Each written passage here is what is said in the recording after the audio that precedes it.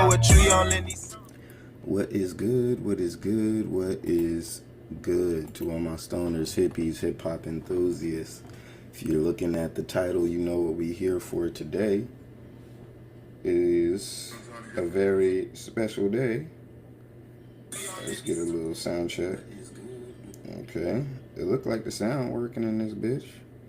We live on YouTube, we live on X, we live on Rumble, we live on Twitch. We live on everything. Go ahead and come get up in here, man. We are live on X is wildin'. But it says we're live on X, so I ain't gonna trip. We ain't gonna trip for right now. But what's going on with you guys, man? Go ahead. I'm gonna let everybody go ahead and trickle in here. Welcome to the Doja Room. Obviously, I am your boy, Dope Boy Diesel, back here for another episode. In this episode, we're mostly here for Fallout. We're mostly here for Fallout. It's not going to be as much hip hop news today. Today, we are here for Fallout. However, we are going to get into some of the Vlad tweets from a couple of days ago. We're going to touch on that as well. We're going to touch on a little bit of that as well, but obviously, you guys know what time it is. Roll your blunts. Okay. Roll the blunts up. I got my full setup back. I don't know, when I first started the Doja Room, we used to use both computers. Drop down to using one. But I got the full setup back today, okay? I got the full setup back today. We in full effect. We in full effect, though. So let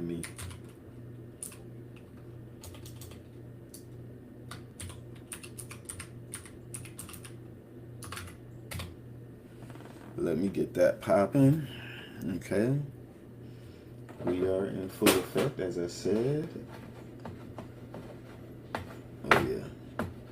Shout out my boy Fly High Drew, came to stop through yesterday. My boy Fly High Drew just left the towns, the big city, moved on down to the south. Shout out that man Drew for taking that leap, man. Stopped through, gave me the files. So yeah, expect more content to be coming out. I'm gonna be working on some things. I might even drop a video that's been sitting in the vault for a little minute, probably for about 4 years at this point, 5 years. But I got something in the tuck that we might just drop as well, so stay tuned for that. I also dropped some music on Valentine's Day. Let's see if I can pull that up real quick. But we also dropped some music on Valentine's Day. Oh yeah, yours truly. Now y'all should already be locked in from when we dropped the album last year. Dropped a really great album last year. Did well as far as my usual numbers are concerned. It did very well. But this today, this is Naughty. We just dropped that joint. Y'all go ahead and check it out on all platforms. Really proud of this one. Me and Fly High Drew, but this is just a little something for, little Valentine's Day drop. Nothing too crazy. You feel me? Just a little something to vibe to. But I implore you guys, when you come and check this out, go ahead and check out the rest of the music that we got on deck. Okay, we really appreciate that. And while you are here, just supporting your boy and making sure that you are all, subscribed up, followed up on everything. Go ahead and hop into the Doja Room community as well. hip hop and pop culture news is what we got to offer. Okay, we're doing music reviews, movies reviews, and show reviews like we're about to do right now. Full reviews. Okay, I'm gonna be dropping those albums in there. I've been taking time to let a couple of things stew. I haven't just been dropping first day reviews. I've been taking some time to let some things stew. I'm gonna be giving a review on the Fallout very soon. The Falloff very soon. Okay, so we'll be getting to that. But yeah, go ahead and hop into that Doja Room community to make sure that you're all caught up on everything the Doja Room. Okay, if you guys are tuned in, if you're in work at work right now, appreciate you guys coming in, locking in. I'm gonna try to shave some hours off the clock for you guys. And if you're home as I am today, go ahead and roll something up, wake and bake. It's time to start this day off right, okay? Start this day off right. What other way would you want to start your day off than waking up in the Doja Room? Ain't that something? Now, today is for my geeks for the most parts, okay? Today is for my geeks for the most part because we are going to be touching on Fallout. We are going to be touching on the video games. We are going to be talking spoilers. We are going to be fanning out, okay? So if you are not familiar with the, the Fallout games, the entire lore, or maybe you just watched the show, you don't know too much about the games, go ahead and settle in. You feel me? Unless you don't want any spoilers if you haven't watched it yet. Once again, spoiler warning, if you have not watched the show yet, we are going to be going very in depth. We are going to be going episode by episode. I am going to be showing clips. I'm going to be showing scenes. We are going to be going scenes by scenes. This is going to be a deep review. Okay? This is going to be a deep and full season review because I have some concerns. I really do. I really do. But let's start with this. Just me saying, I think Fallout, first of all, season 1, spot on. Spot on. Okay? Season 1 was amazing for me. Season 1 hit all the right beats. Okay? Season 1 hit all the right notes. Like it didn't hold your hand. It gave enough to the Fallout fans to I was able to call out shit, and I probably already made a review on here, but I was able to call out shit. Hey, oh, those guys, they're definitely raiders. Okay, that's a pit boy. Oh, she's detecting radiation. That's why it's making that noise. Calling out certain shit, certain things, being placed in the world, you can tell it was for the fans. So I really appreciate that. But here in season 2, we didn't necessarily get that same. I'm gonna be honest with you guys. And if you guys are locked in to the Bethesda lore, Fallout lore, news, things like that, it really feels like this was Todd Howard's opportunity to spin the block. And that's I'm just being honest. It really feels like this was Todd Howard's opportunity to spin the block and shit on New Vegas. And if you guys, like me, go really deep into this Fallout shit, we all know the beef between East Coast Fallout and West Coast Fallout, Bethesda, if you will. We know the beef there. So, for the people who don't know, Fallout was bought by and taken over by Bethesda, and they made Fallout 3, bought it, to a different level of fandom, bought it to, I guess you can almost say, the mainstream. But in Bethesda, Todd Howard made Fallout 3, the video game. Okay, we're talking video game right now. So in the midst of them making Fallout 3, well, let's say after they make Fallout 3, which is 2008, 2009, they start immediately working on Elder Scrolls Skyrim. Okay? For my fans of the show, y'all know that's my favorite game of all time. They start working on the Elder Scrolls Skyrim so that it can release in 2011, which is when Skyrim came out. So they're working on Skyrim. They call up Obsidian. Obsidian is the people who gave us the Outer Worlds. What else did they give us? Obviously, Fallout New Vegas, but they gave us the Outer Worlds. I think they also made Avowed. The Avowed just dropped. Outer Worlds 2. So Obsidian is its own little game studio. Bethesda gives them the Fallout IP to make Fallout New Vegas.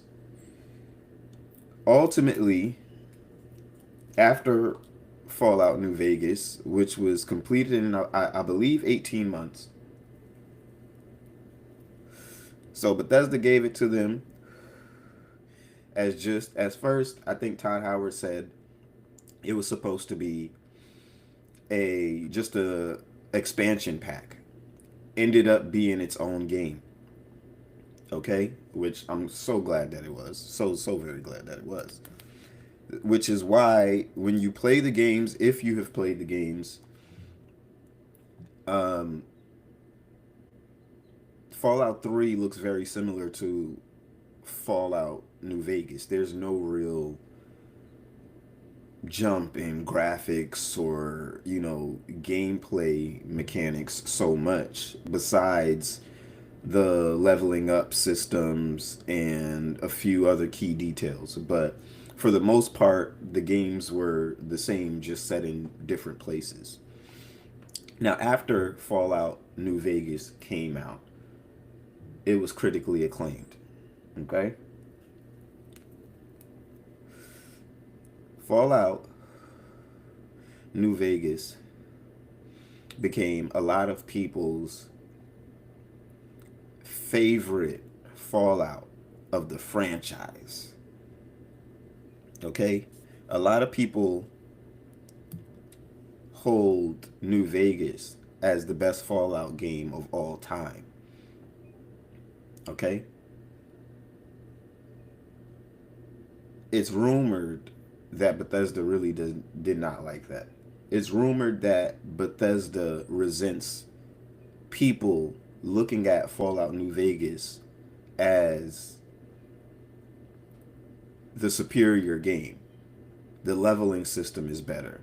The factions are better. The people, the characters are arguably better. And if I'm being honest, New Vegas is my favorite installment in the game, and I think I came to that conclusion this year when I think back at which games I revisit the most out of Fallout 3 and Fallout New Vegas. It would definitely be New Vegas. It would definitely be New Vegas. Unquestionably. I had to really sit down these last couple of months and think about it as I'm replaying New Vegas. And I'm like, I always come back to New Vegas first. And I'm pretty sure I've come back to New Vegas way more than I've came back to Fallout 3. I own both games on multiple platforms. So you know, it was obvious that, you know, New Vegas was the superior product in my eyes.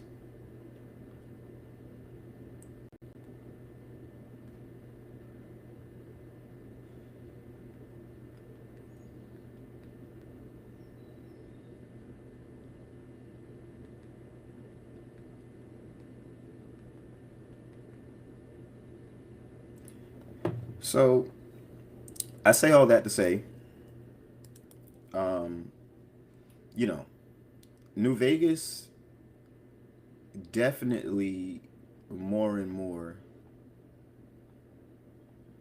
seems like it kind of was the fan favorite over Fallout 3, which was, and you gotta look at it with some perspective. Fallout 3 was Bethesda reviving the franchise, bringing it to an open world setting, bringing it to a 3D setting.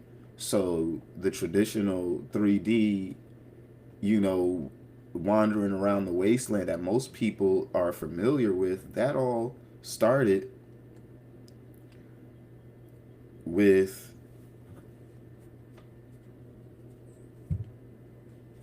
Fallout 3, set in Boston. Was it set in Boston? No, it was set in the capital. Set in the capital. Set in DC.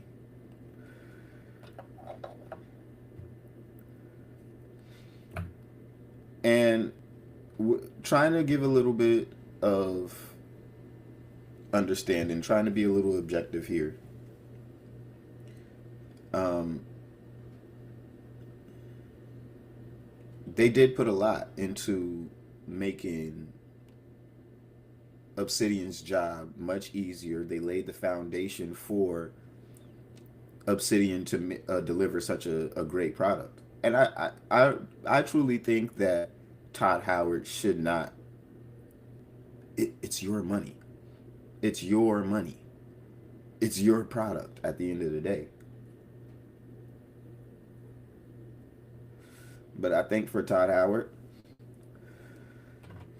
it might just be more than money. I think Todd Howard feels like Fallout Fallout 3 was the superior game, and it also, you can't get a Fallout New Vegas without a Fallout 3, which is how I feel. You don't get Fallout New Vegas if you don't get Fallout 3. That's just a fact.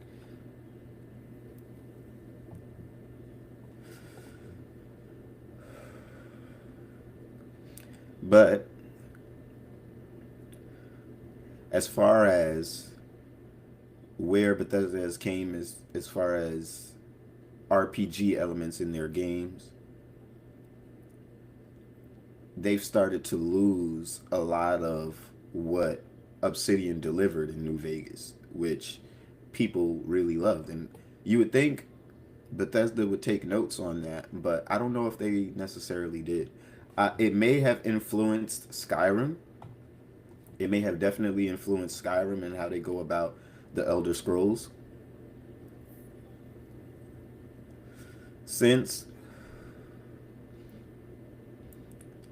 they may have been working with a little bit of a chip on their shoulder, you know? They may have been working with a little bit of a chip on their shoulder while making New Vegas. I mean, while making Skyrim. And New Vegas was running rampant. It was the talk of the town. And so, you know, a little bit of that energy may have went into, I can almost bet it probably most definitely went into making the Elder Scrolls.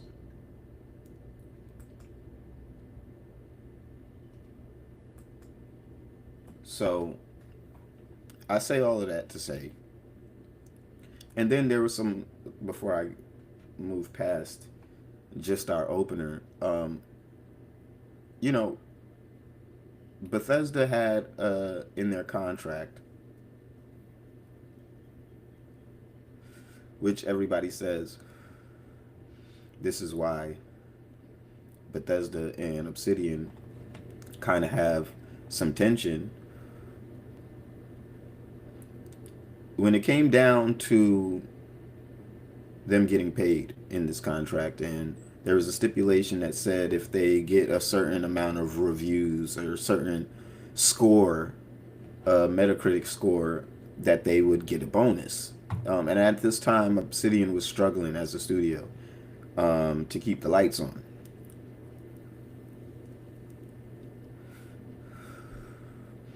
However, they delivered on New Vegas, fell just short of the Metacritic score, I believe, and they didn't receive the bonus, even though I think they were like 1 point away, 2 points maybe.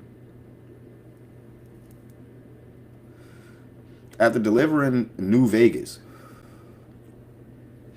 I think one could say they deserved their just due, but a contract is a contract. It is what it is. And I think that was mostly because, once again, Bethesda laid the foundation. They finished the game in 18 months. And we all know, if you know Bethesda, I know this is a hip-hop crowd mostly, but we locking in with the geeks. But if you know Bethesda, you know they always deliver some buggy games, okay? Starfield being an exception. But they historically always deliver some buggy games, and that affected that Metacritic score for Obsidian earning their bonus. On top of that, there's been countless talk about there being a New Vegas 2 over the years, and Todd Howard has always seemingly made excuses of why it can't happen or why it won't happen, all the way up until the point of where Microsoft bought both studios and they're under the same umbrella now, and we still haven't heard anything about a New Vegas 2. And we were hoping, I think many of us were hoping, that we may have gotten news of a New Vegas 2 at the end of this season. But we'll get to that. We'll get to that, okay? Let's switch over here. Let's switch to the episode real quick. Season 2, episode 1 is called The Innovator. We're obviously not going to be playing the episodes, but we're going to be going by a couple of shots, a little shot by shot. But as I was saying, there's been countless talk of a New Vegas 3 show, and Todd Howard has given excuse after excuse of why that's not going to happen. Okay. Fast forward to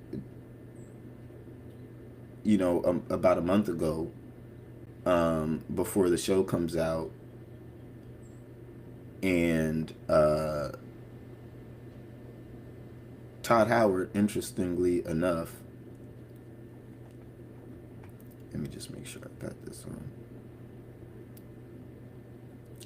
Todd Howard, interestingly enough, he speaks on New Vegas, and we all know that season 2 is going to take place in New Vegas.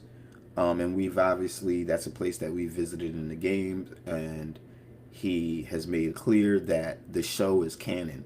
Okay, the show is indeed canon, but he made clear that they didn't want to necessarily touch on the ending of Fallout, but they were going to operate in the environment of New Vegas, where many of us spent hundreds, thousands, if you're a person like myself, thousands of hours in New Vegas, loving these characters, replaying the stories over and over. So all of this means a lot to us, and I believe Todd Howard kind of understands that to a degree. But here we are today. And now I digress. Let's start getting into the show. I say all of that, and I want to lay all of that down just to just as an opener, a preface to the show, and just to say that these thoughts, a lot of these thoughts were in the back of my head while going through, at least, well, I can't say necessarily going through the season, but definitely towards the ending of the season and after, and just letting things settle and simmer and kind of thinking about it. These things were in the back of my head, and this is why I want to lay it down so you guys get a full picture of what we're going to be talking about here, okay? So, just before I get started, once again, if you haven't played Fallout New Vegas, spoiler warning, okay? If you have not played, or if you have not watched Fallout Season 1 or 2, spoiler warning, okay? But let's get into it. Let's get into the show. We start with a recap, okay? We get into the recap of everything that went down, and at the end of last season, Lucy finds out that her dad blew up Shady Sands, and he basically is the reason why her mother is gone and turned into a ghoul. So at the end of season 1, we see that Lucy sets off to follow her father to New Vegas. Okay? He sets off to New Vegas. We're wondering what's in New Vegas that he's going to get. And Lucy and the ghoul follow after him. Also, Maximus is basically hailed as like a savior in the Brotherhood. Okay, so that's where things in a nutshell, that's where things leave off. You're welcome to watch season 1 yourself, but we're not going to be touching too much on season 1. We open the show to basically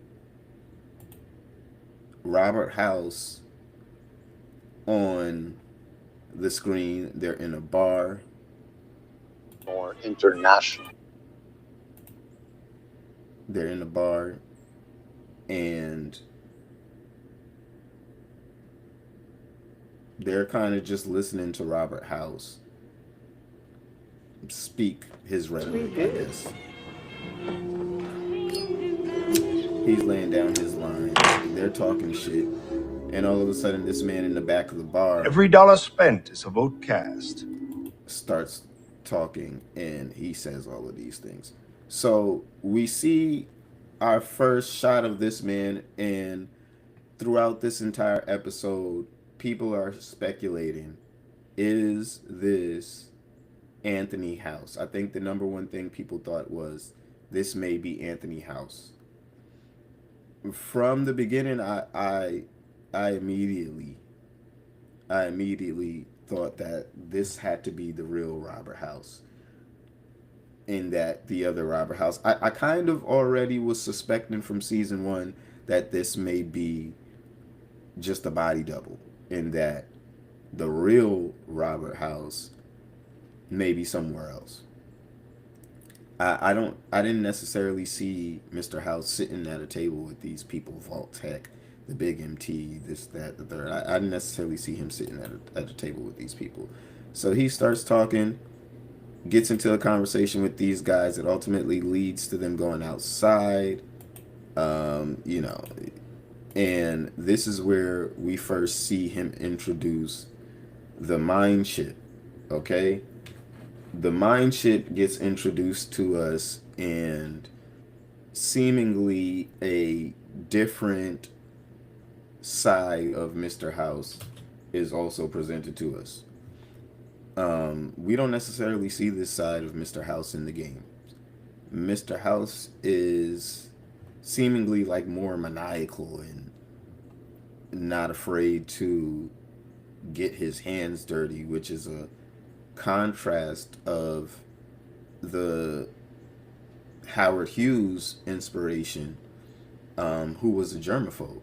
So I was this was pretty interesting to me, but I didn't necessarily think any of this. I thought this was a nice addition if this was indeed Mr. House, which it ended up being.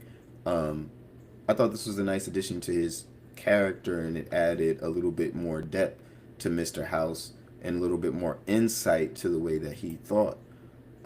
So he ultimately takes these guys, puts the mind ship on them, and starts basically taking control of this dude. So he's seemingly testing this device out, but it ends up blowing this guy's head off. Okay, and that's the opening of the show. Then we go to the infamous shot of Novak with the backward facing dinosaur that is pissing everybody off. Okay. Um,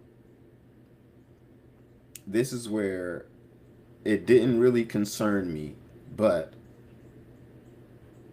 I kind of, I'm kind of like, if you're gonna start disregarding the small details, I start getting a little bit concerned about what you're gonna do with the big ones. Okay, I start getting just a tad bit concerned. Um, so we have the shot of Novak, the dinosaur, kind of facing backwards here, which if they moved it, I don't know how they did it, but it doesn't look as big here for whatever reason.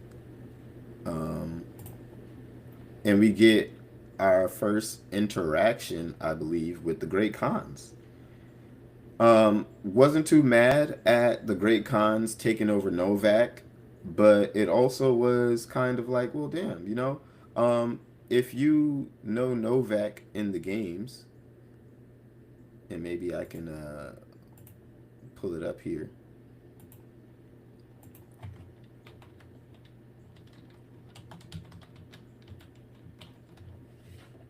If you know Novak in the games, um, Novak is full of some interesting characters, um, which it's a shame that they don't necessarily get into too many Easter eggs besides the dinosaur.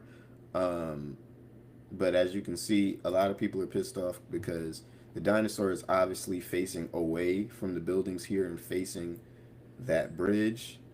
And for whatever reason, they turned it around. Um, and strategically, it doesn't make as much sense anymore. But Novak in here, I believe you meet what's the guy's fucking name? Let me see if I can.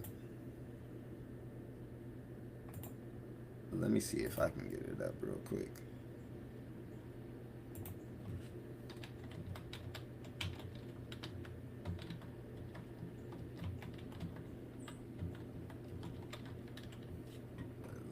Let me see if I can get that.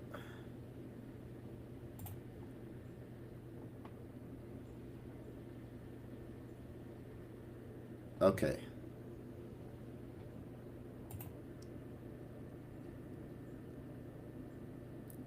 So you got some interesting characters in Novak. You got Ranger Andy, of course. Jeannie Mae, we all know what happens to Jeannie Mae, so we're not too worried about her. But Ranger Andy was a pretty interesting character. Um, Daisy Whitman, who is Old Enclave, is pretty lit. But I don't necessarily expect her to still be alive, but it's possible. It's possible. I believe this is only, I don't know how many. I think it's around 15 years later, um, past the events of New Vegas. So you got some pretty interesting characters here. You got some pretty um, good moments. Bruce Isaac, who um, was previously a singer at the Shark, he was a pretty interesting character, and you can get a quest with him. No Bark, we missed on an opportunity to see No Bark. I think that was the biggest miss. I think a cameo, something would have been lit right here, okay? If we would have got a little cameo of No Bark, I'd have been like, all right. At least give us a cameo of No Bark, okay? But I wasn't too mad at this. We got, the ghoul tied up. Lucy uh, tries a little bit of a speech check. And I really feel like a lot of people are missing this angle when watching the show. I feel like you got to watch this show as a game. And with some people mad at Lucy's dialogue, I really feel like this is one of those instances where you're in the game and you try to pass a speech check and you simply fail. Lucy tried to, in this particular scene, try to speech check or try to, I guess, try to pass this moment or this conflict with words, but it didn't necessarily work. She didn't pass the speech check, and that's just how I look at it. It's based off of the Fallout game, an RPG. So there are these options in the game, if you've played the game, where you can try to talk somebody down. Instead of just going in gun blazing everywhere all the time, you can go up to certain characters and try to talk your way through certain situations. And you would think sometimes the most outrageous dialogue options can actually end up working out. And you'd be surprised.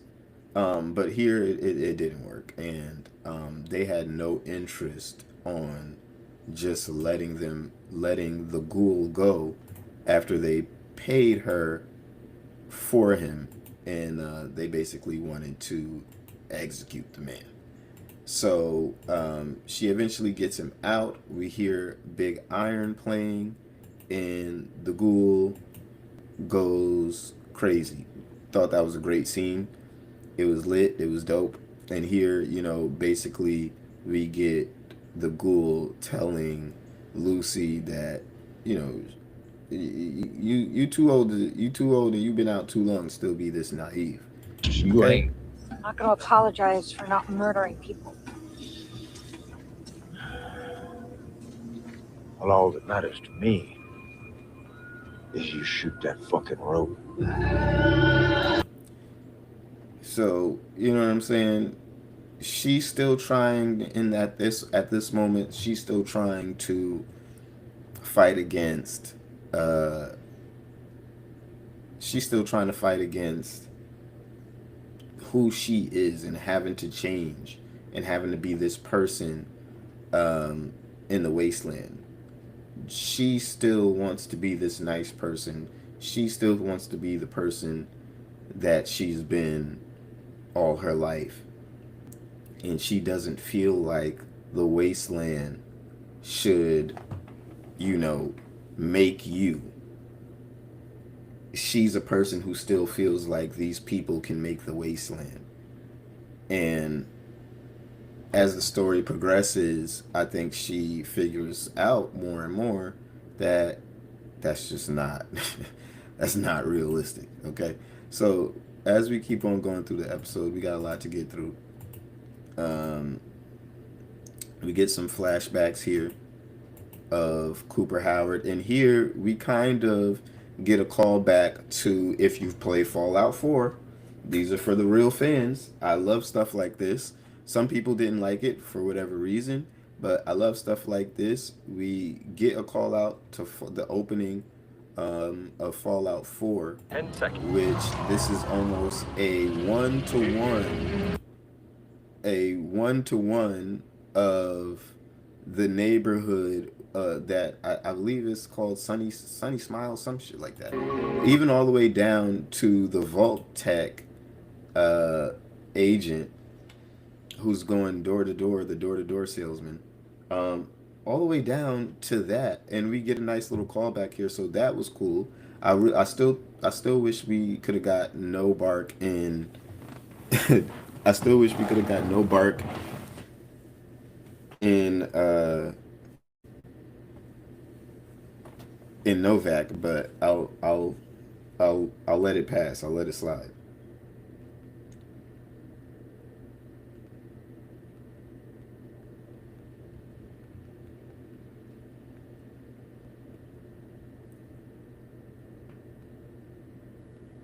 So we get that. Let's keep on going.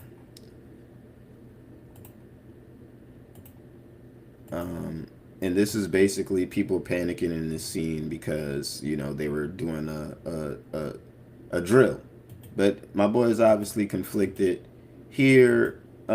Which this I don't know where they were going with this storyline, but this kind of seemed like a bit of a waste of time. I'm not gonna lie, but we got our boy here. I forgot homie's name. Let me go ahead and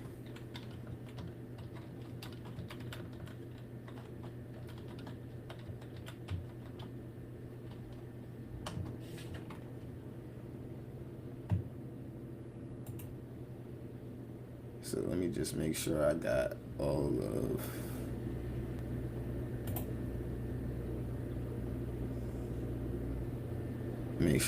of this pulled up.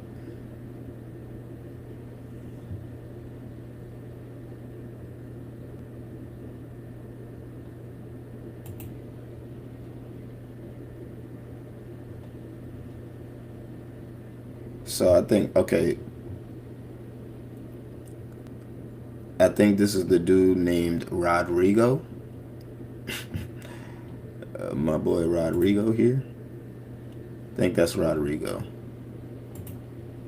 We don't got to get everybody's names right. I mean, this whole line was okay. It was pretty funny, but I think they spend a little bit too much time on this, especially for only 8 episodes. We spend a little bit too much time on that. But this here, shorty right here, this is where the real gem of the Vault episodes were. This is where most of it was at. This was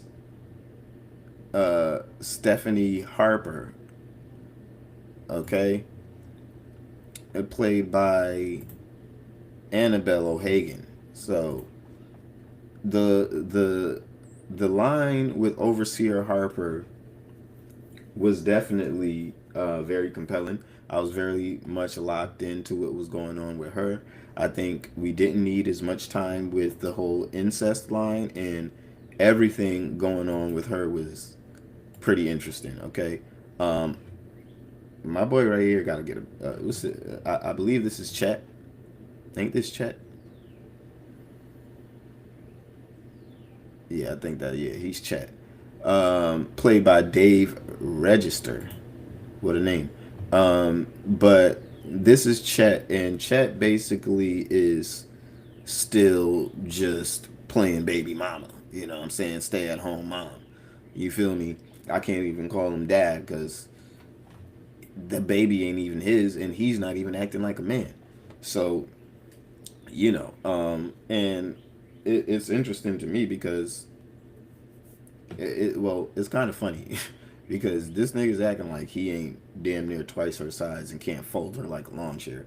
But maybe vault dwellers are just that compassionate and just unwilling to cause anybody or any real harm. But she, as we'll see, definitely has no problems with that. Okay, so he basically comes in on over here, and I A believe gatekeeper yet. I have experience. yeah. So here he's trying to get a different job. He's trying to do other things than be a baby mama, and she completely blows him off. She's not trying to hear all of that. She's not trying to hear none of that. She's trying to work while she got this nigga watching the baby. Okay?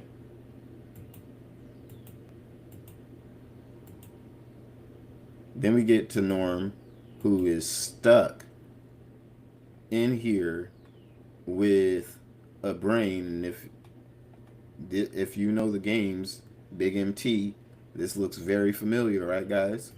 I forgot exactly who. Hold on.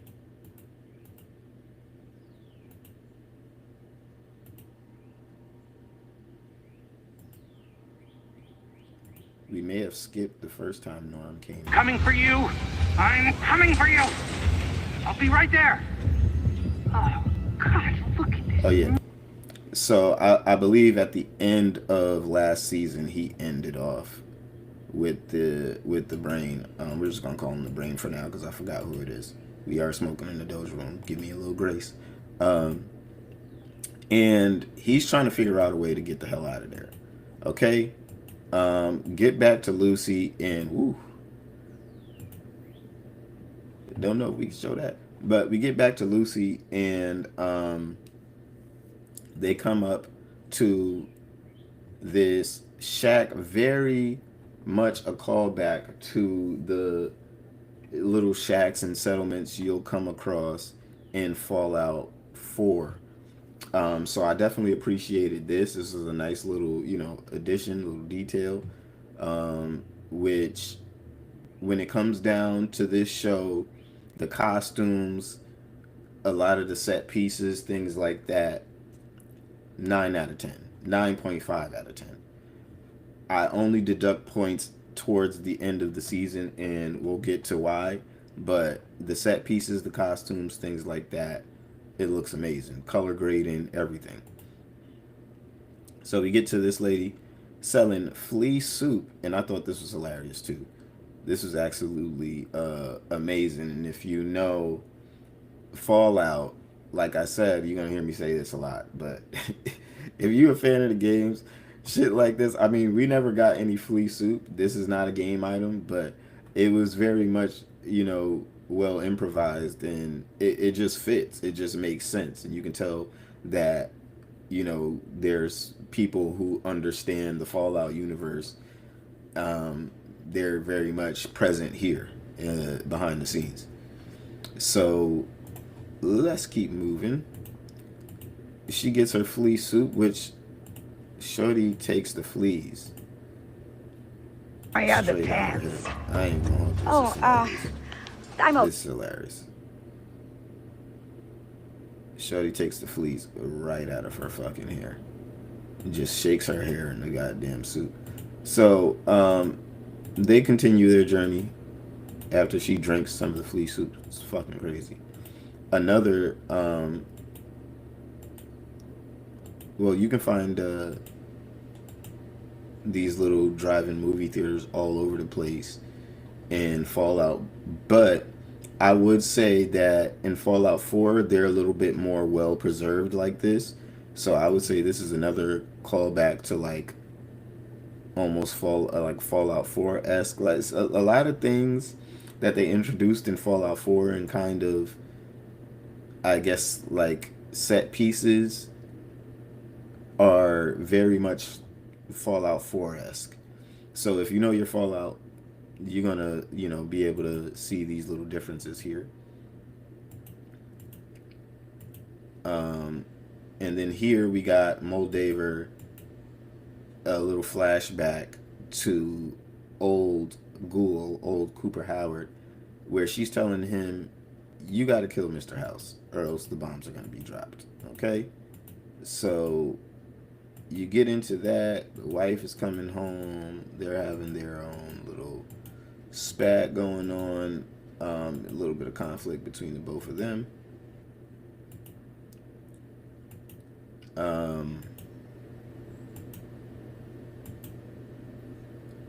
Here, my boy started up his little meetings. These two been, you can tell they've been wilding. I ain't even gonna hold you. But, to each his own. But like I said, this is just a little funny little, I don't think it had to be focused on this much, but it would be a nice little funny thing to be going on in the background. I don't mind that. You know what I'm saying? I don't mind that.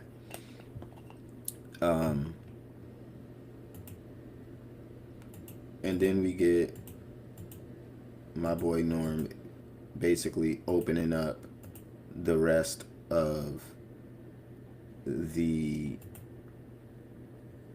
cryostasis pods that contain the rest of the managers here. Then we get back to Lucy and the Ghoul. So they're exploring this abandoned vault, looking for answers, or Cooper Howard's family and Lucy's father. And they get into a little situation with, I believe this is the first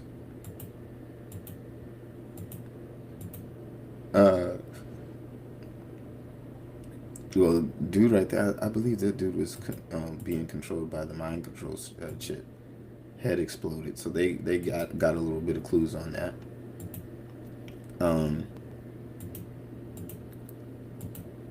But I thought that might have been the scene. Was that last season where he got stabbed by the where he got stabbed by the rat scorpion? So here, let's pull back a little bit. So here we got Lucy's dad, Hank, arriving at this abandoned vault, in which is an eyebrow raiser, because it makes you wonder how the Master, how the Enclave, nobody found this perfectly preserved vault. And when I say perfect, I mean perfect, okay? Perfectly preserved.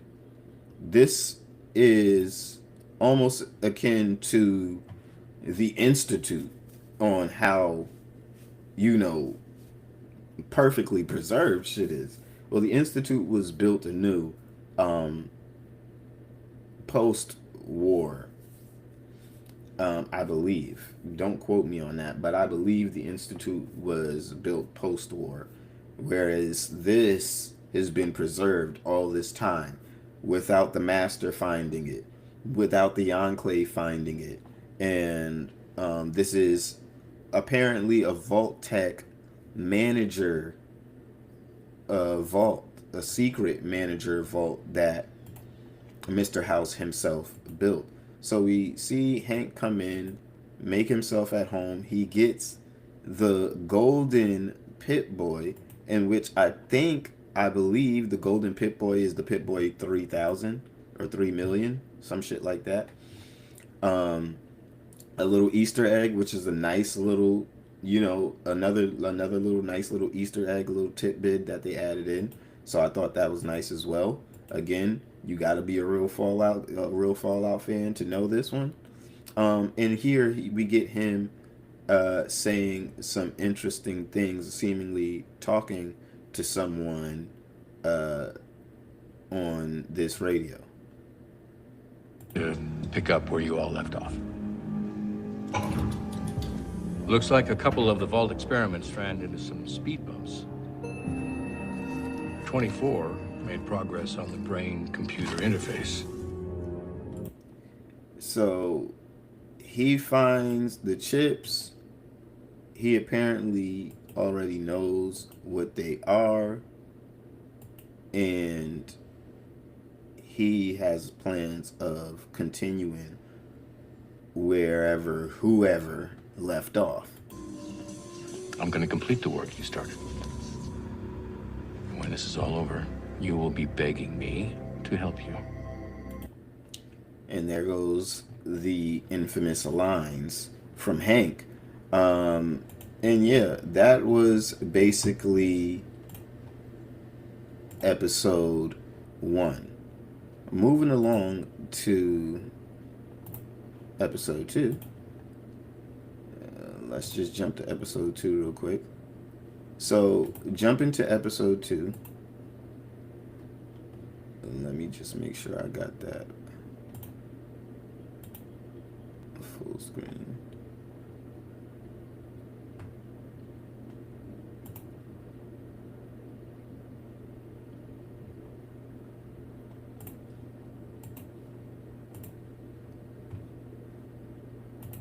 All right. So then we get episode 2, The Target, where we see a little bit of where dog meat basically came from. But actually, this is season 1. I don't know why I went to season 1. But let me fix that. Let me fix that real quick. Wrong episode 2.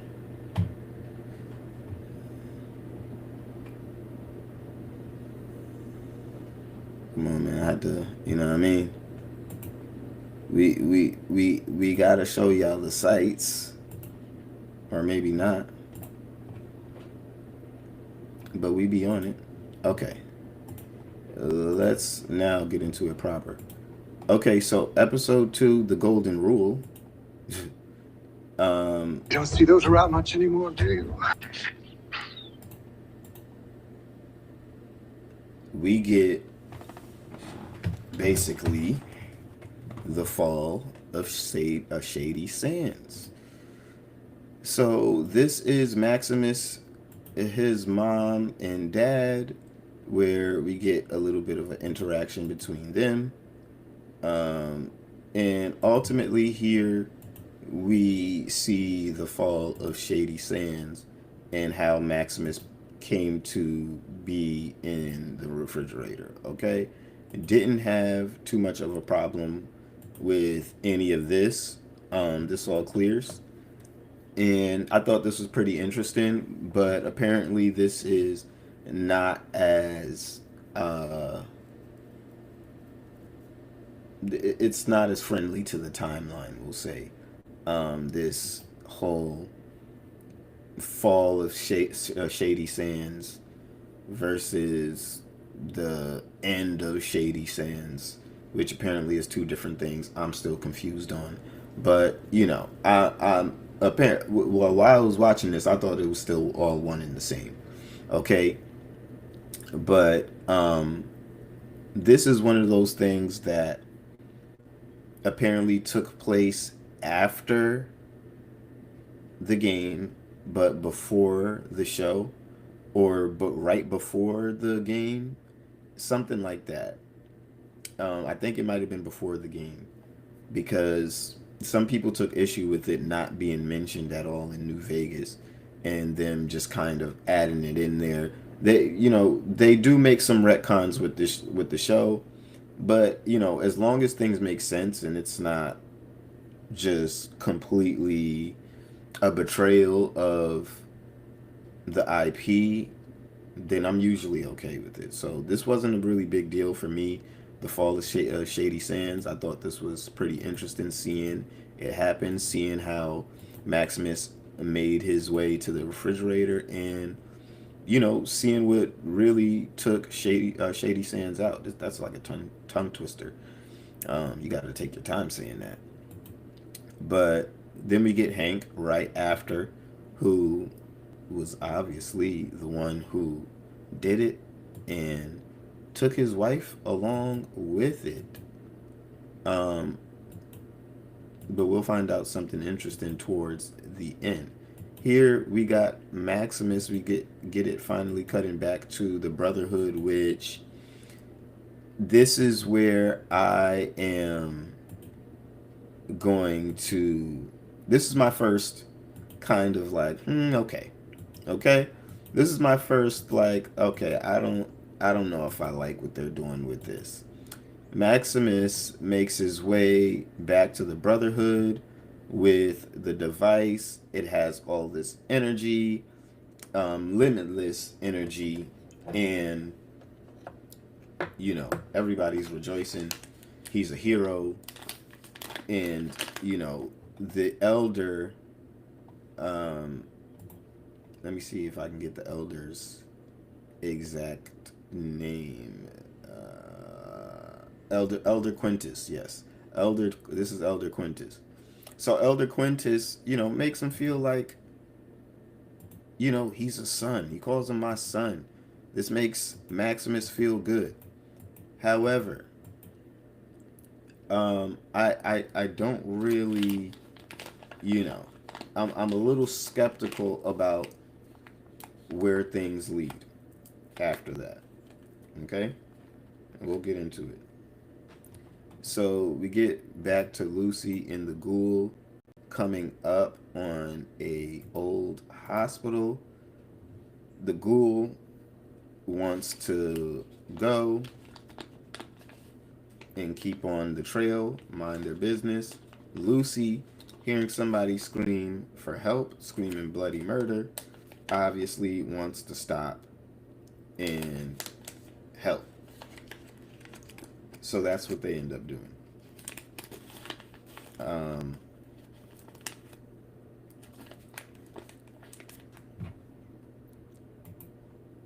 So we get into the hospital. They see that there's a woman who has basically been captured and injured. And it turns into this rad scorpion.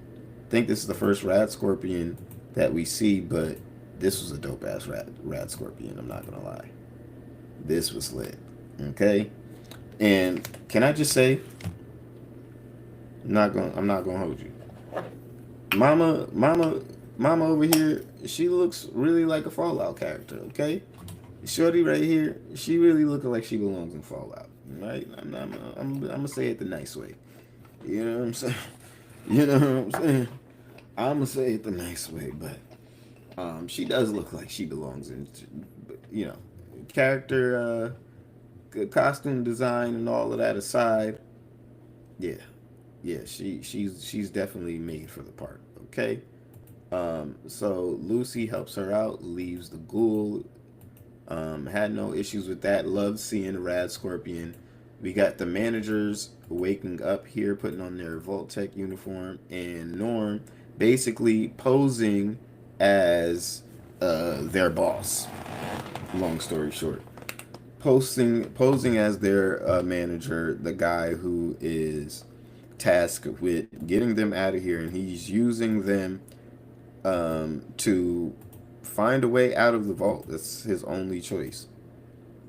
Okay, so we get back to Hank, who is constantly doing nothing but working on the mine ships, which he tries again, and he's failing. We see him here working on mice and testing it on mice, and he's getting no success. We jump back to the Brotherhood, and this is where I start to, again, have my issues with the Brotherhood, and how they're depicted here. In any Fallout game I have ever played, in any interaction that I've had with Brotherhood faction members, they've never been Holy this shit! frat-like. A real fucking icebox. Huh. I mean, I would expect the NCR soldiers to behave more like this. When I think of the Brotherhood, I think of like technology zealots, like not off the deep end, but with a very strict military culture. Think Warhammer meets Fallout, and I feel like you get the Brotherhood. Okay? Very no nonsense. Yeah, you might get a couple of more lighthearted members, but we're talking about people of a strict code, a strict creed, and they really don't play that shit, if you ask me. But these guys, these guys seemed more like a frat than anything else, which was the first time, I kind of raised an eyebrow, even with here. The first time we see a working automobile, perfectly preserved, untouched by war, by, the bombs, by anything, they uncover this and, they roll it out. And the first thing they do is shoot it up with a minigun and blow it up. Now, the main objective of the Brotherhood of Steel, let's pull this up.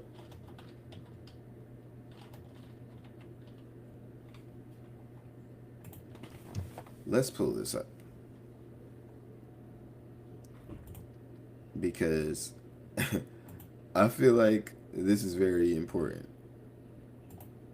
So the Brotherhood of Steel is a post-war technology-focused paramilitary order with chapters operating across the territory of the former United States of America. It was founded by rogue U.S. Army officer Captain Roger Maxon shortly after the Great War. The Brotherhood's original purpose was to preserve advanced technology and regulate its usage. Okay? This is because they believe humanity cannot be trusted with the means to destroy itself, and they acquire technology to prevent another apocalypse.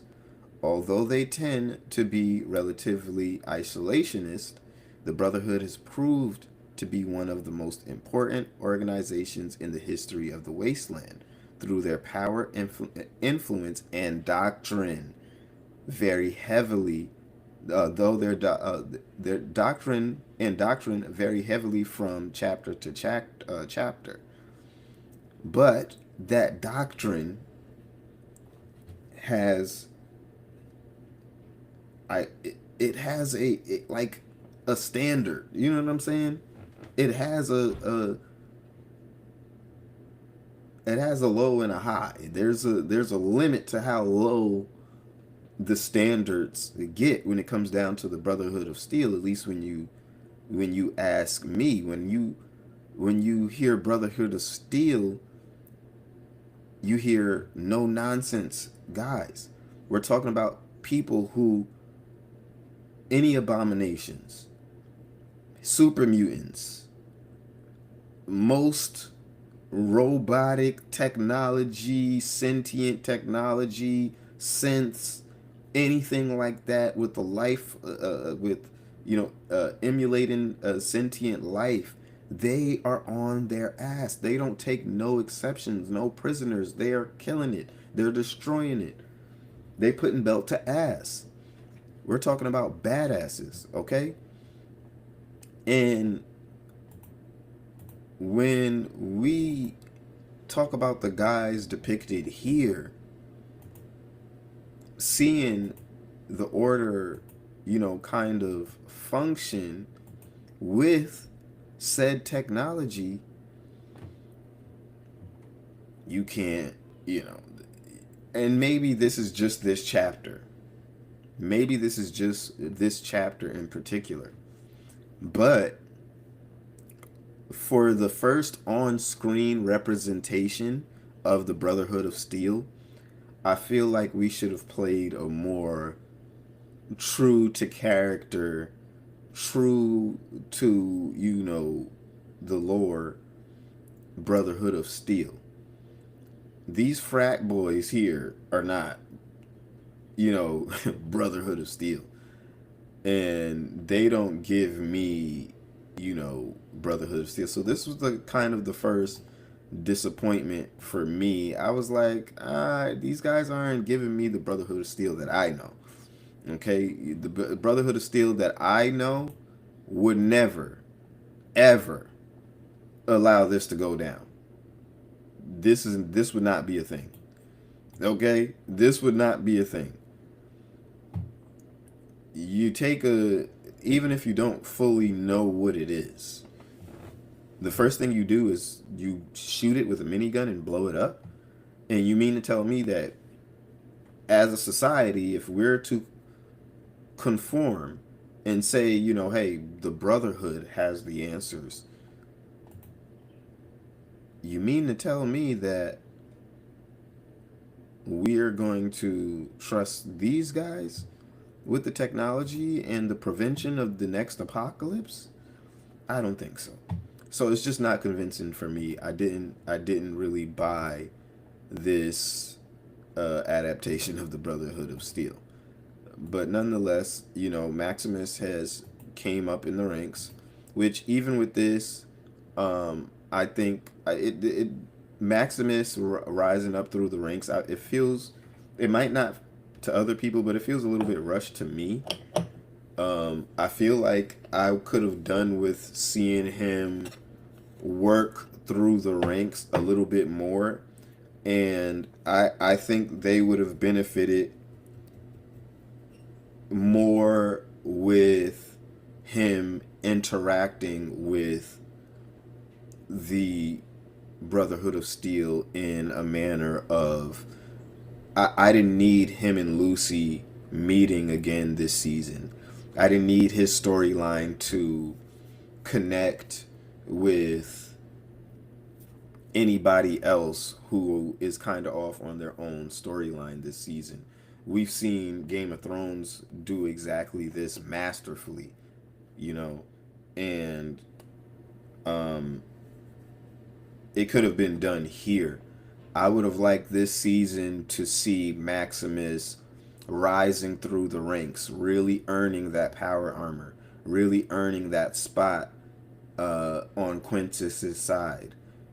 And, I guess really flushing out the Brotherhood of Steel to the mainstream and casual fan or casual watcher of the show who hasn't played the games. It would have been nice to see him go off on missions, interact with the scribes, you know what I'm saying? Interact with the scouts, interact with the wasteland, interact with different factions, but we're going to see that there's not much for him to interact with besides ghouls and super mutants, apparently.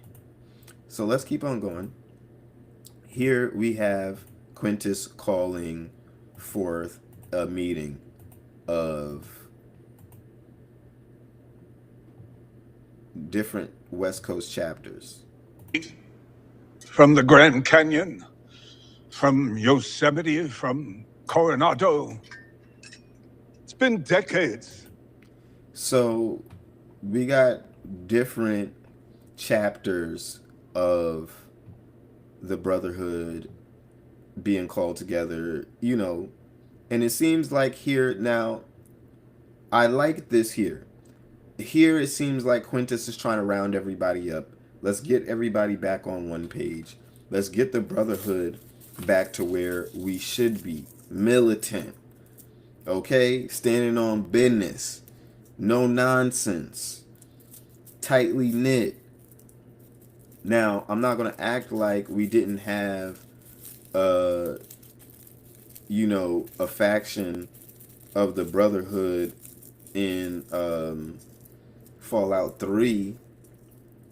I'm blanking on their names right now, but we did have split factions of the Brotherhood in the past. But I feel like that was such a one-off, and it was its own thing, that true brotherhood members, they don't necessarily have any real gripes with the Brotherhood in the way it operates and things like that. They're very much prideful in, what they represent, who they are, and what they're about. They seem very much prideful in those things.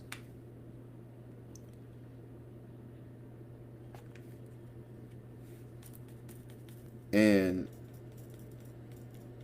it seems like with this meeting, Quintus is trying to get everybody back on that page. So I appreciated that, if they would have stuck with it.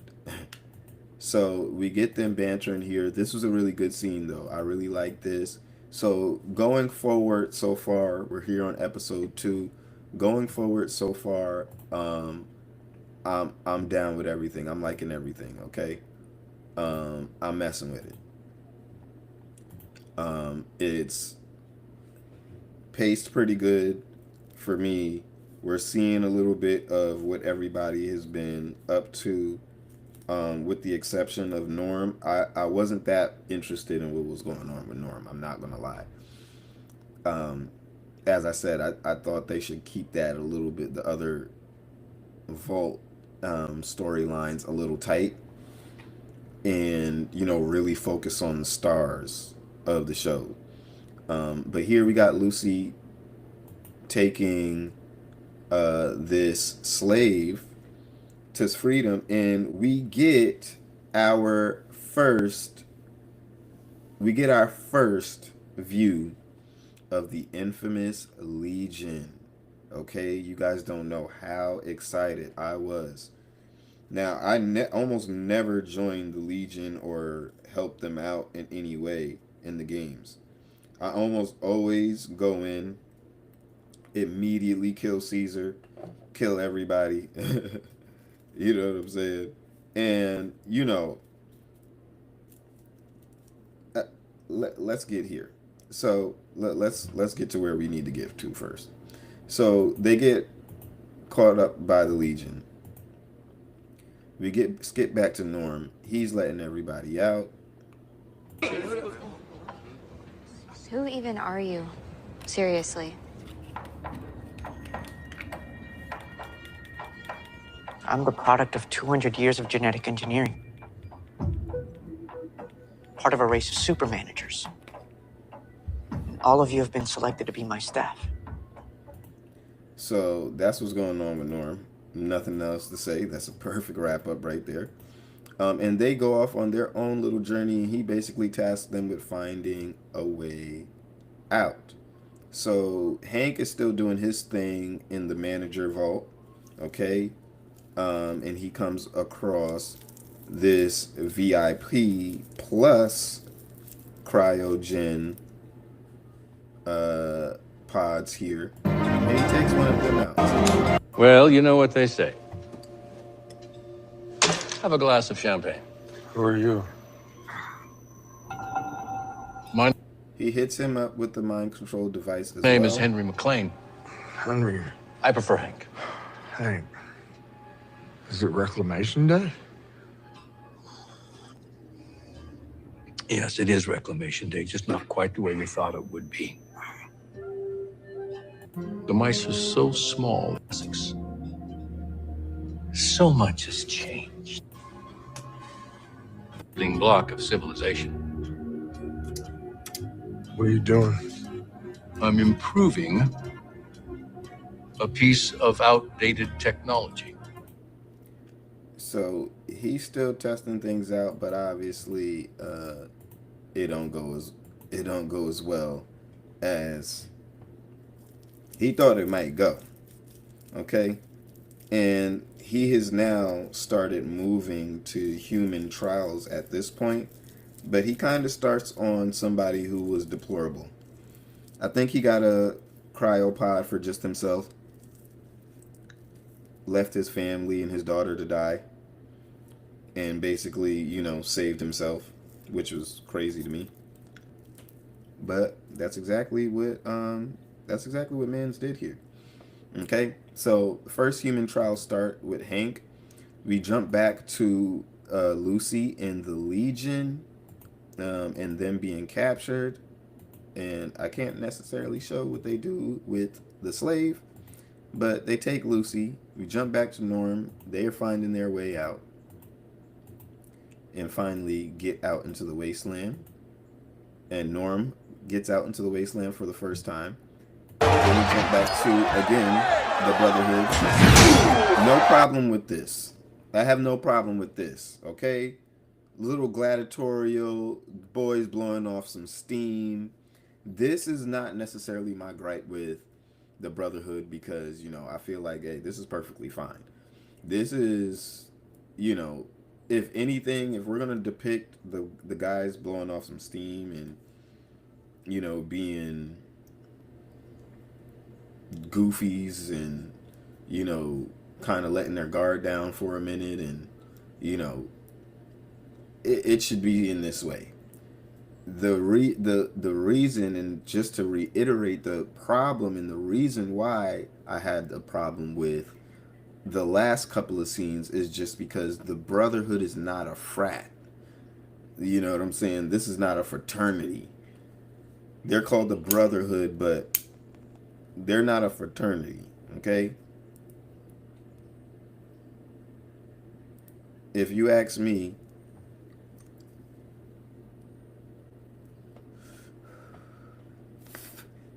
the Brotherhood strictly means business. So this is not a frat. However, and of course, the whole them blowing up a car, perfectly preserved car, it's just like, what the fuck are you guys doing? Again, if you take out the Brotherhood of Steel and put NCR soldiers in that spot, I have no problem. It makes perfect sense to me. But having specifically Brotherhood soldiers, Brotherhood Knights, doing that to a perfectly preserved car, it seemed highly out of character. This doesn't really seem out of character to me. So I was fine with this. Okay? Then we got Maximus basically being thrown into the ring. You know what I'm saying? They got a little fight to the death. They out here earning their respect. They, by different doctrines, when they say different doctrines, this is what I feel like they should mean by different doctrines, okay? One clan settles their differences and, laws and things like that through hand-to-hand combat, fight to the deaths. Another might handle things a little bit different. That's cool. But robbing these guys of their identity, I think that's a whole different story, right? So then at the end of the episode, we get a Brotherhood Knight from the East Coast. And let me just make sure I got him. I got the right guy. I don't know if he's listed on... I don't know if he's listed. No, he's not listed in the cast for whatever reason. No, he's not the main cast, I guess.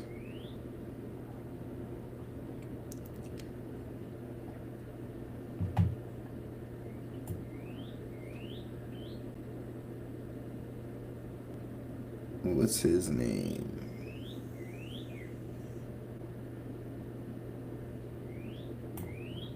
It's low-key hard to find them, too.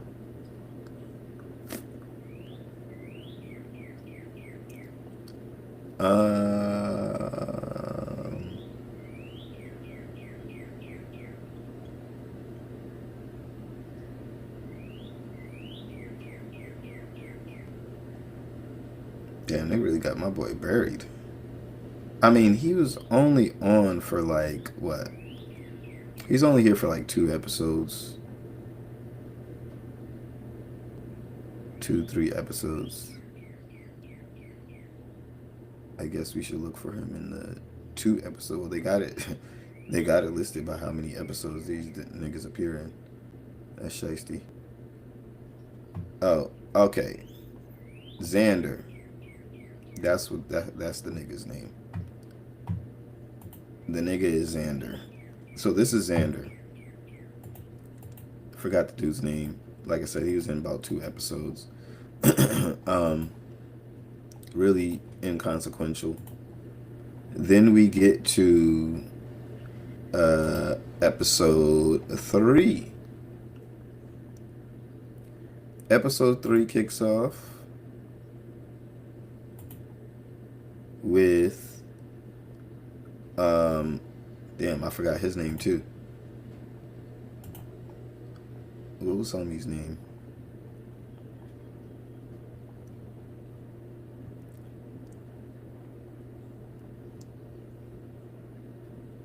Also, shout out Walter Goggins. That's that nigga. And Walter Goggins was definitely that nigga. He did a great job in just about all the scenes that he was in. Oh yeah, by the way, the brain was Bud Askins. And I believe this is Pete, if I'm not mistaken. I believe this is Pete. Let me just get the next one loaded up.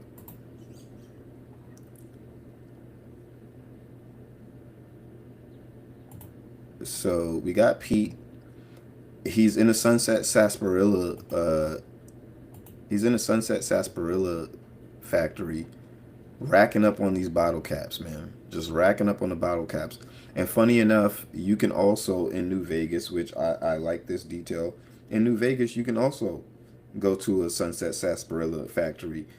I don't remember you being able to just sit here and farm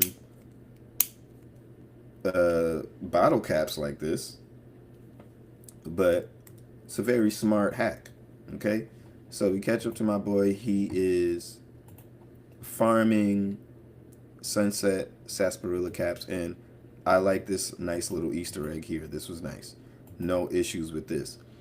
Then we continue on with the Legion. Okay, the Legion, we find out, first of all, I'm gonna do the same thing that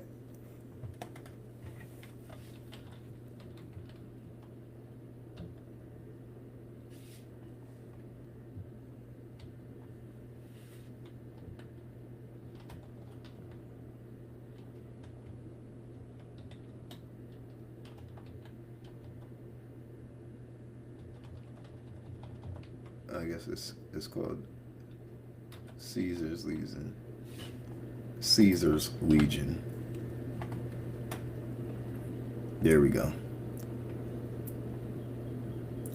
So Caesar's Legion, which is also just referred to as the Legion, okay? These are the most terrifying, the most ruthless, the most cutthroat, okay? These guys play no fucking games, all right? when you encounter the Legion in Fallout New Vegas, there's just a whole different tone that you come across when you are interacting with them. The faction takes an entirely different tone when you are talking to these guys. You know that these guys mean business. You've seen a little bit what they do. For goodness sakes, the first time you meet the Legion in Fallout New Vegas, depending on, I guess, where you go, but for most people, the first time you meet and interact with the Legion, they have just finished slaughtering an entire town, crucifying half of the people, burning people on tires. These people embody the ruthlessness of the wasteland. These people, if you ask me, from my interactions, from my understanding of the Legion, Caesar and his Legion are the wasteland personified. They are everything that's bad, that could go wrong in the wasteland. They are the ruthlessness. They are the harsh, unforgiving. They're just a different monster. So when you put the Legion on screen, the tone has to change. There has to be a different vibe in the air. The color grading need to be different. The stakes need to be different. Lucy, when it comes down to the Legion,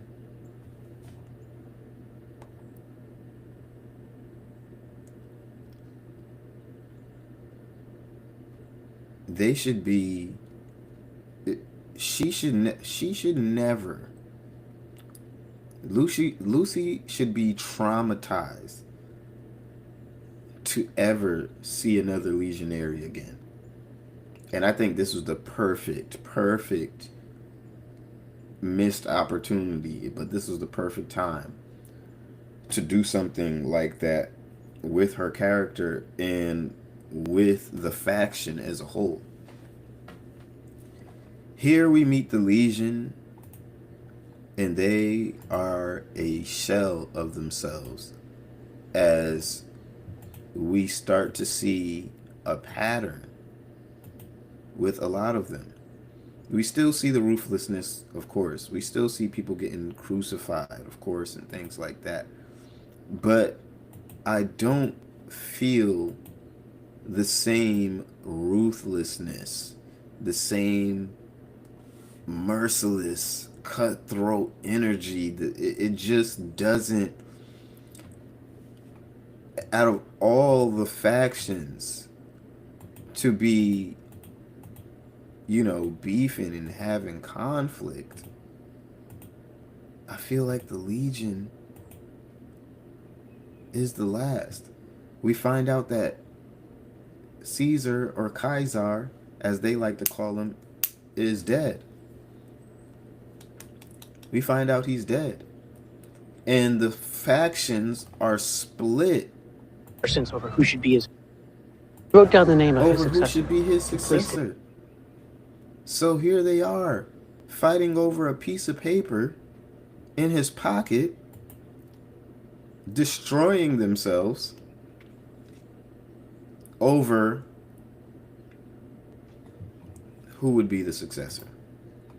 This is crazy. Now,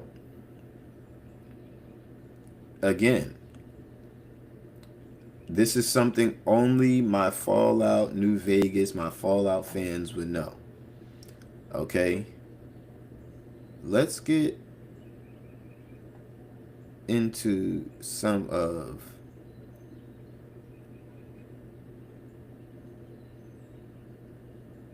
because I feel like this is really important.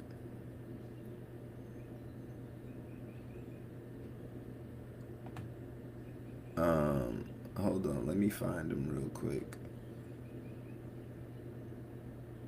Because we got a lot of legionary members. A lot.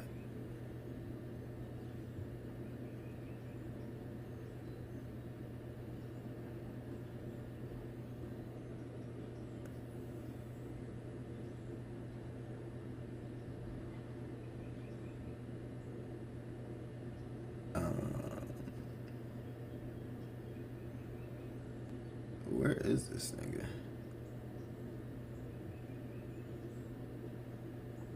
Oh, here we go. Okay. The Legate. I was looking for Lanius. So, all right. Now, if you are a avid Fallout fan, you would know this doesn't make any sense. Okay? You would know that them fighting over who would succeed the Legion makes no sense. In Fallout New Vegas, Legate Lanius is the military leader and second in command of Caesar's Legion. So, in the games, it's already predetermined that he would lead the Legion in Caesar's death. Why they are fighting over who would lead the Legion is beyond me. What are they fighting about? What are we doing? It was already predetermined. It was already written, set in stone. This man was going to take over after Caesar's death. You find out that Caesar had some brain condition or cancer or some shit. I can't remember. But you find out Caesar is going to die. And it is already written, even though I don't necessarily, as much as I love my boy right here, I don't think this is the guy to play Legate Lanius, nigga. Not Legate Lanius. Like, this is I don't know if this was the guy to do that. I just don't. We're talking about a guy who, if I don't know if Caesar is Morgoth, then this nigga is Sauron. But sometimes he be feeling worse than Caesar. You feel me? A lot of the times,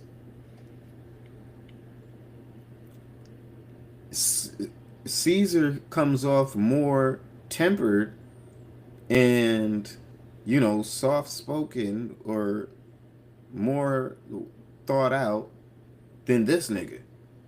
This nigga is off his rockers, at least on the game. This nigga is on that bullshit. I mean, just to talk him down, if I'm not mistaken, just to talk him down in the final quest of the game, you damn near have to have 100 speech check to talk this nigga down from whooping your ass and setting this whole shit off with the Legion.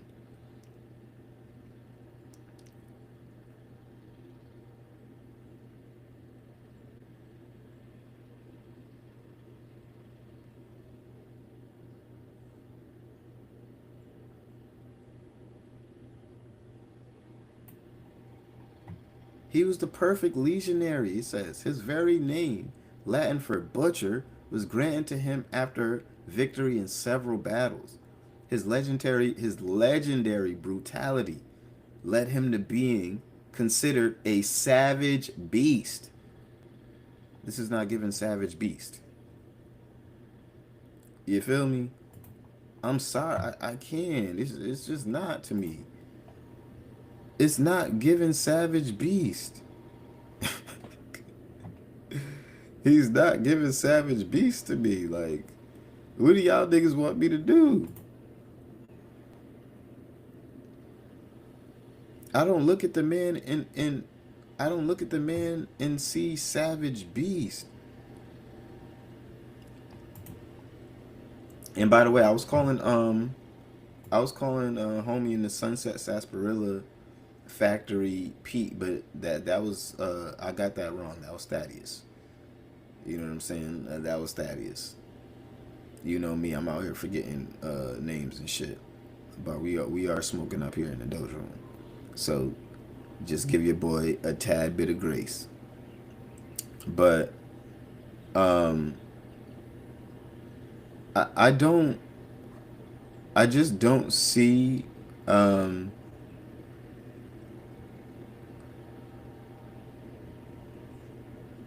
I don't see where you take such a guy like Lanius and you that's just one. I feel like I don't know if he took it more as a joke, and this is where I start to, because I fuck with Macaulay Culkin. I was over here drawing the blank on his name, but I don't think that's the guy to play Leggett Lanius. He's known for his legendary brutality. It led him to being considered a savage beast. And Caesar made a point of noting that he was supposedly only loyal to Caesar himself, with no love for the Legion. That's how fucking uncontrollable this nigga was. He was one of those Incredible Hulk ass niggas. But his love for Caesar and his love and loyalty for Caesar would have kept all of the Legion in line. Let me just break this down a little bit more. His apparent lack of loyalty to the greater organization was considered an asset, as he cared little for battlefield losses or legionary deaths in general.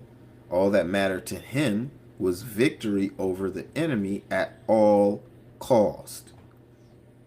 Again, I don't think there would be any stalemate had he been playing, true to the character.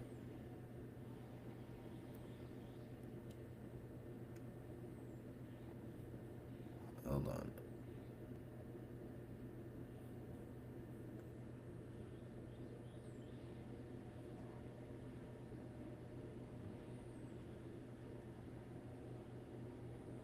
He was a man with strong ideological foundation driving his beliefs.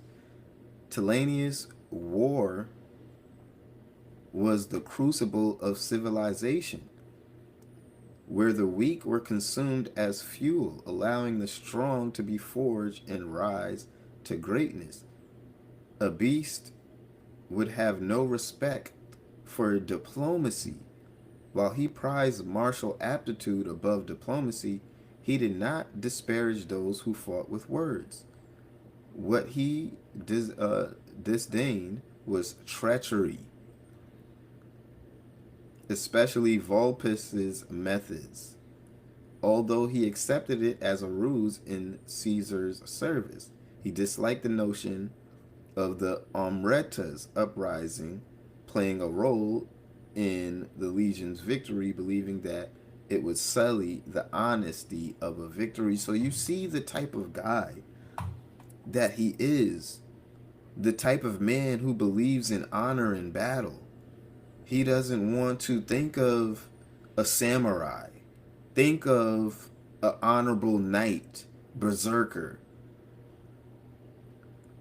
He want to shoot the fair ones, even with his enemies. He's not going out like no bitch.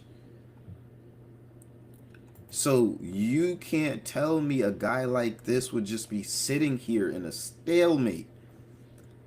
He would crush these niggas with his pure tenacity, power, ruthlessness, and get this whole shit back in order. That's my problem right now with the Legion. Okay? That's literally my problem right now with the Legion.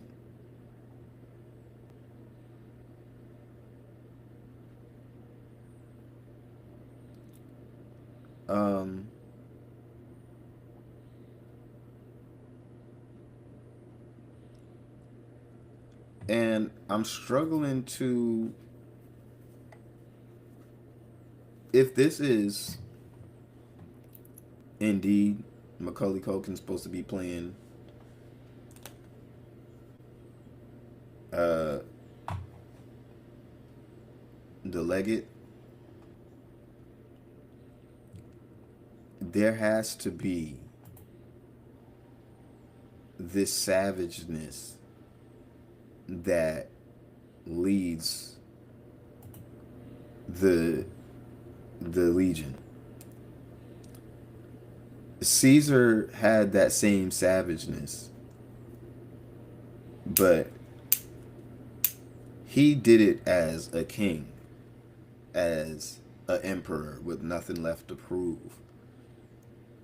You know what I'm saying? Not to say that he didn't have anything left to prove as far as his ambitions and the goal of the Legion, but he had earned his respect amongst his men with his ideology, with his prowess, with building the Legion to what it is. Okay? So with that being said, this man is supposed to take that and times 10. The ruthlessness, the savageness. We should see the Legion, and maybe this is because the battle for Hoover Dam has... Now, if you told me that the battle of Hoover Dam left them a little bit, you know,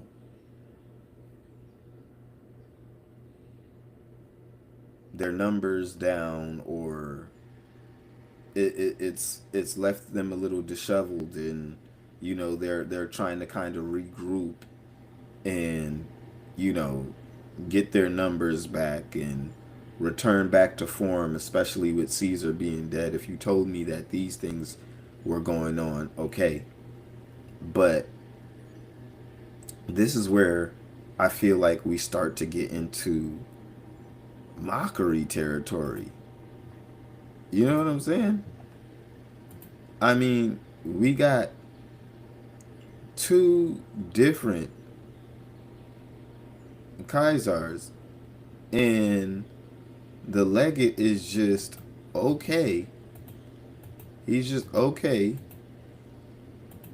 with these guys fighting over the body. Two factions, basically, or one faction split in two. We don't hear or see anything about the bunker that was located where they're at. I thought that would have been, I thought that was also a missed opportunity for a nice callback to New Vegas and the mission where House sends you to the Legion, because eventually, even if you avoid them, you have to eventually deal with them at some point to get with what you want. And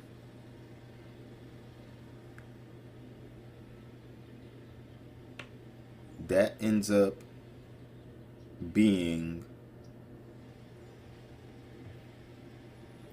hold on.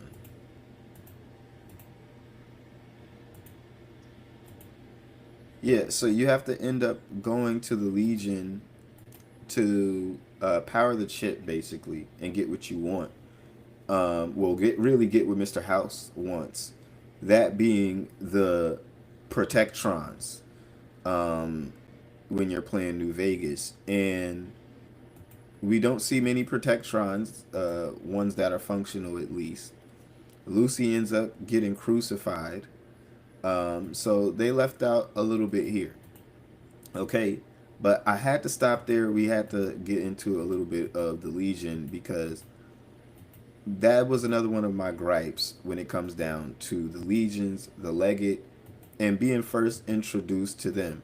Now, being starstruck at first, things didn't really process, but you know, here, things didn't really process as much, but as time goes on, you get time to think about it, and we see the show in its totality. You know, it leaves some to be desired. It leaves some to be desired here. Okay?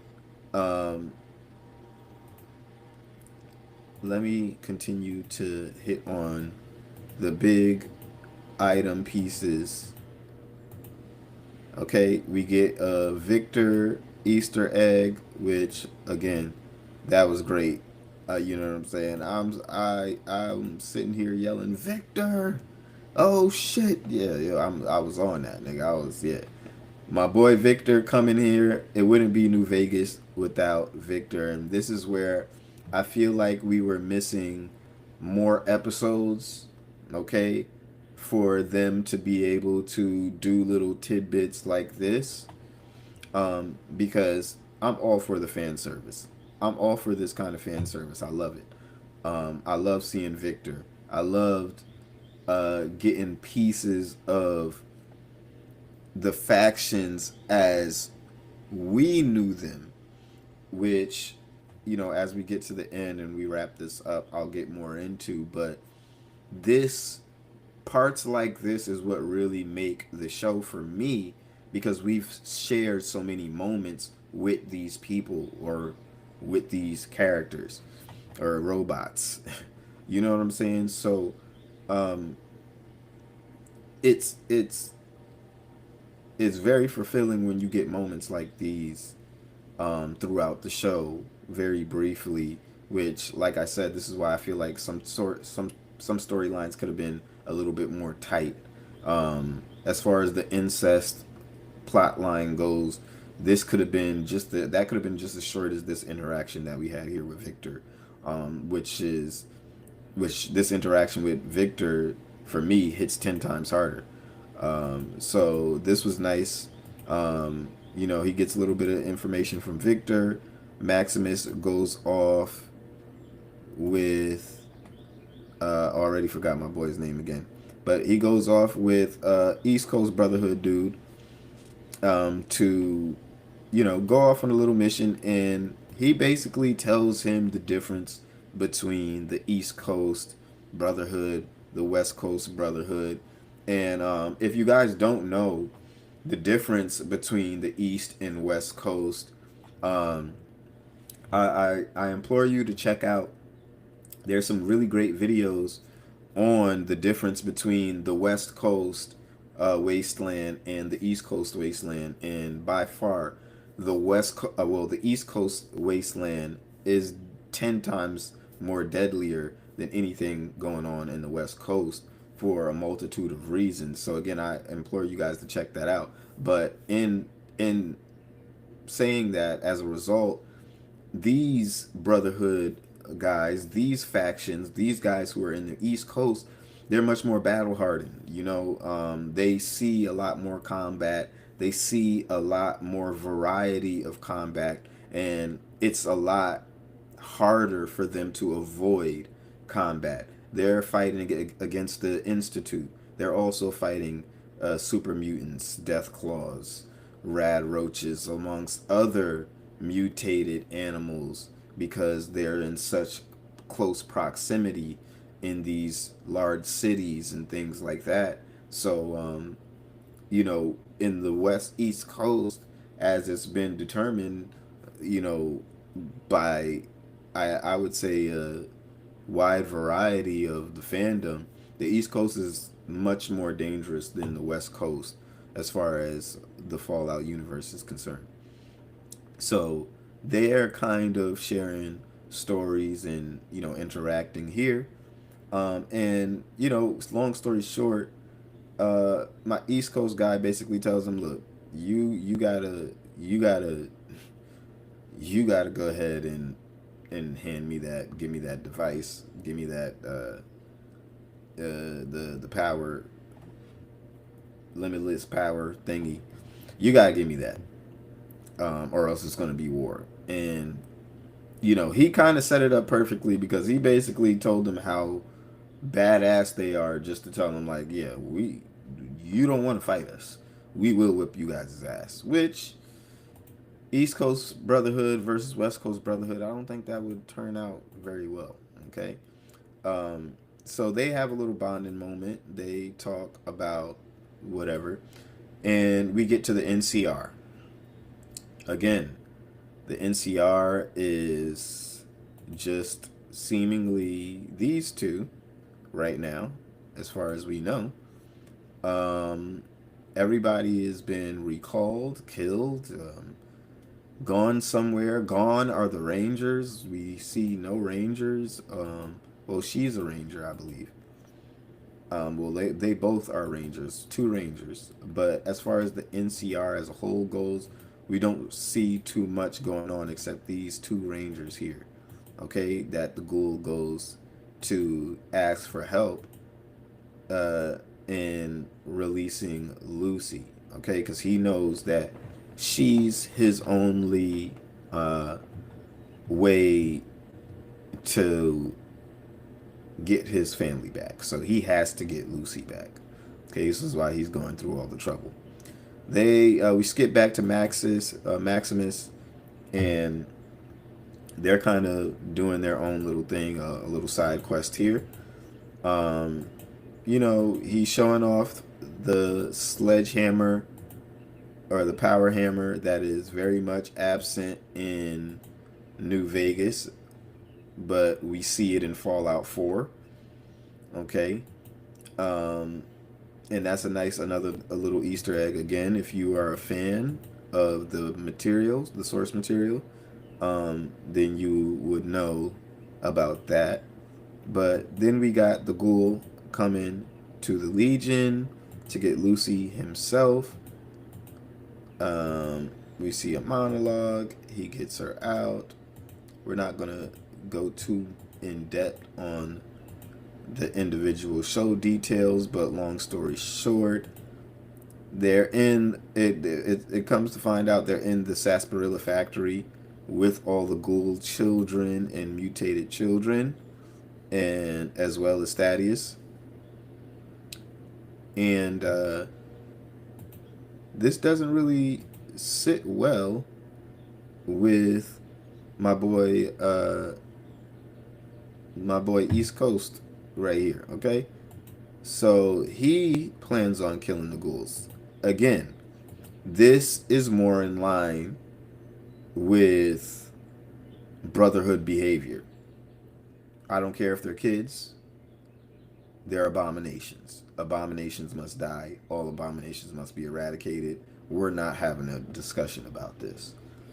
The only part that I don't like, again, and we seen it previously before they got to this point, is the goofing around. You don't see Brotherhood guys goofing around like this, completely, misusing their power armor, their equipment, doing God knows what, you just don't see this. You know what I'm saying? You don't even really get any side quests and feel free to quote me if I'm wrong, but you don't even really get any side quest that, you know, are like, go find these goofy guys who went wandering off and got themselves killed to go find out what happened. You don't even really find too many situations like that with the Brotherhood. They're just not those kind of guys, if you ask me. The Brotherhood I know are just not those kind of guys. Okay? So back to that, and it ends up Maximus having to basically